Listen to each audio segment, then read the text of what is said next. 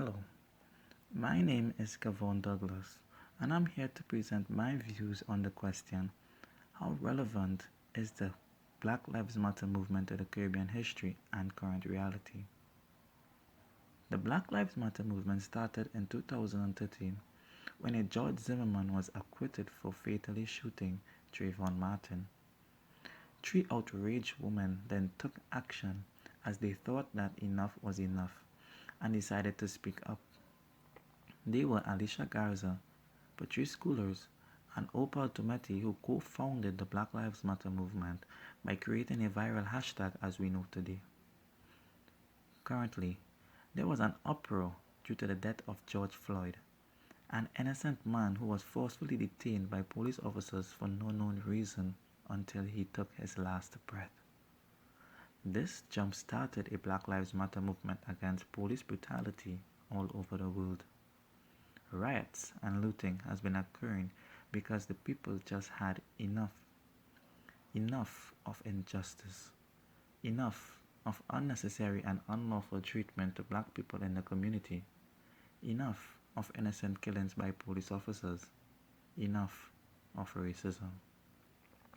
But some may ask, is this movement relevant to the Caribbean history? Should we as the Caribbean people take part? Or are we just following the world because it's right? So let me take you back to the past where it all started.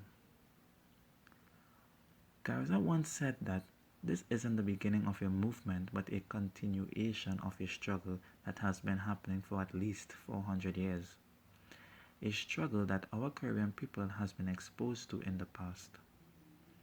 In the Caribbean history, it is evident that Caribbean people experience all different types of oppression, mainly the blacks. During slavery, this unjust treatment was at its highest. The Europeans robbed them not only of their freedom, but their ideals and beliefs.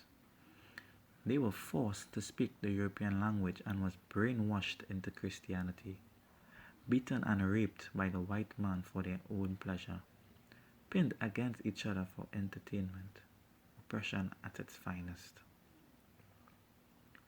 When it comes to social status and ranking, there was only one main determinant, which was color. The blacks were segregated from the whites as a way of showing superiority. During this time, the slaves were considered to be the lowest class in the social strata. They had little to no status or social mobility.